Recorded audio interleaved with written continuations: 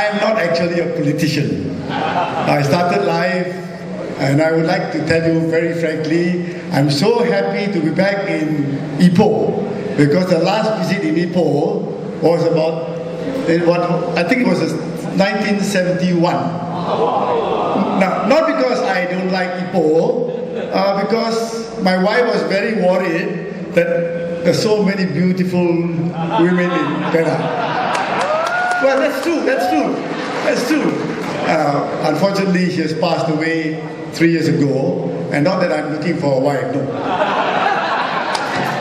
At my age, at 72 years old, I suddenly realized that I'm 27 years old after joining PKR. It's so exciting. And everybody asked me, David, why don't you get married again? I said, oh no, with due respect to the ladies. I think politics is becoming more and more interesting, because when you go back, nobody asks you what time you come back.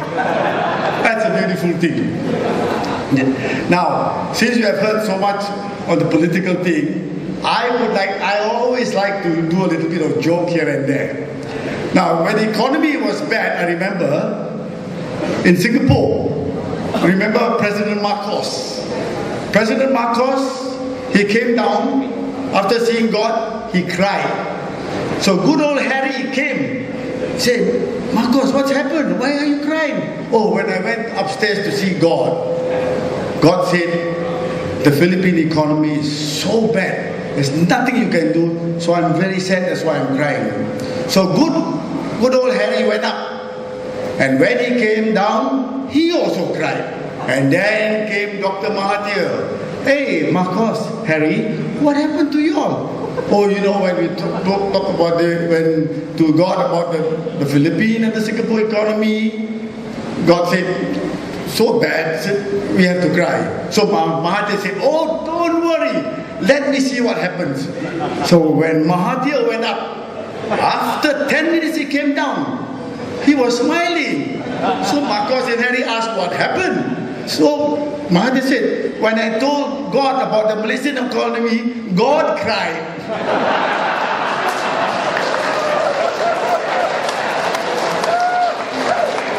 Now, thank you, ladies and gentlemen.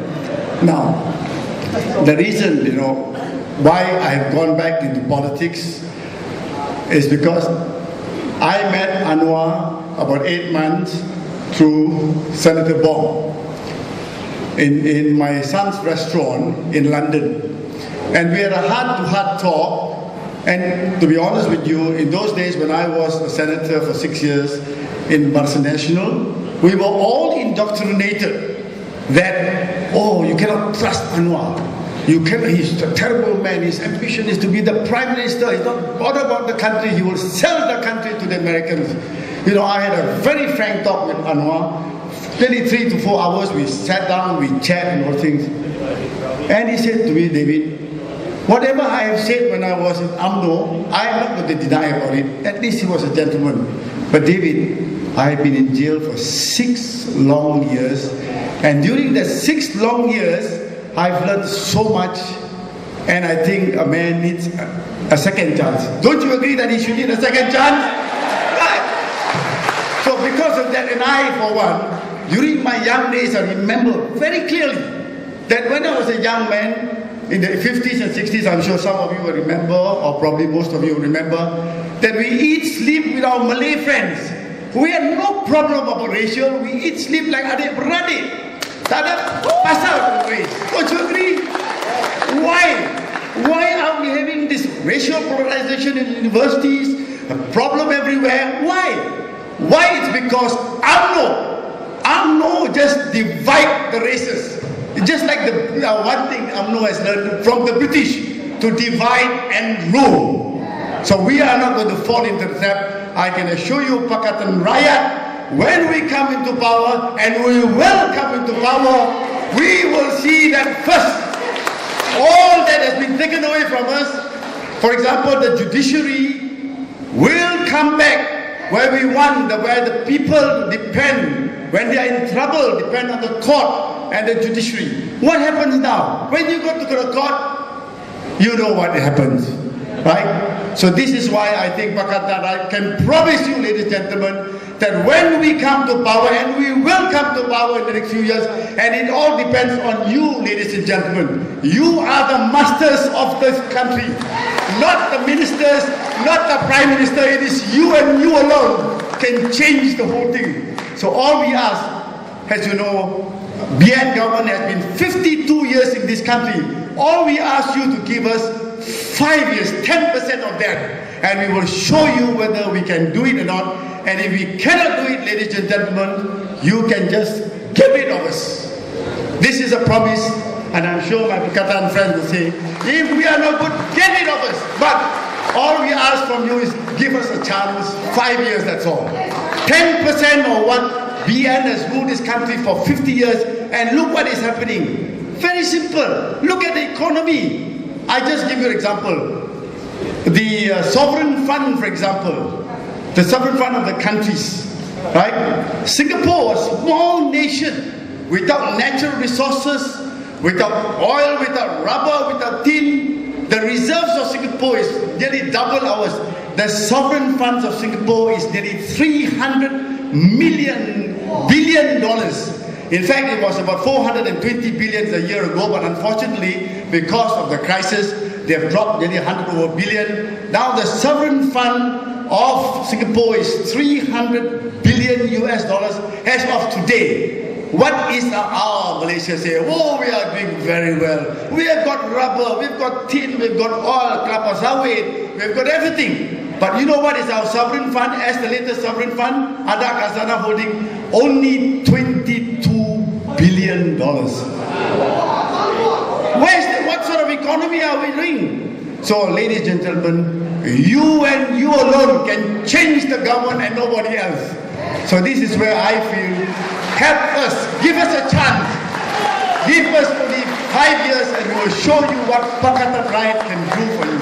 Ladies and gentlemen, I think, and the other thing I can also say to you very clearly, the very short time, the last few months that I've been Anwar with him, I've seen him in exercise where he brings his 3 daughters and a son, and you can see this man, a man with warmth and all those things. This is a man who said that the NDP should be scrapped. This is the man that said that Chin Peng should come back. And yet, he's been deprived. An old man who is old, 85 years old, has no opportunity to come back. Well, I must tell you this. Recently, I met him in Bangkok together with Datuk Bong. This is an 85 years old man, and I saw him, I sat down with him in the car, and all I asked him is this. I call him Sir. Sir, because look at him, so pathetic, you know. I asked him this, I wanted to send him probably for a holiday, and I asked him, Sir, if you had your wish, which place would you like to go and enjoy yourself? You know what he said to me? David, all I want is to visit back Sitiawan. Chance to visit Sitiawan. It's unbelievable for a man who is laid down arms. And well, some people say that, oh, just because the ex-services is against it, the ex-police is against it. But this is a war, right? That, ladies and gentlemen, a war where people get hurt and all things. But this is something that is past. But they have forgotten since Chin Peng has laid down arms in 1989 till today, we have been living in peace, enjoying peace. They have forgotten about that. So this is what I feel, that a person like Anwar, you know, he says that Chin Peng should come back. And you know what Amno said? Muhyiddin said, he's a traitor. Can you believe a man with a kind heart is called a traitor? I do not believe that. This is why, ladies and gentlemen, since the time that I've known Anwar, I can assure you, you can trust him, and this is the man I want. I will lay down my life, and I want to see him to be the next Prime Minister of this country.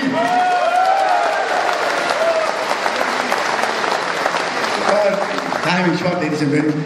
Thank you for giving me the time, and I think I'm becoming like a politician again. Thank you.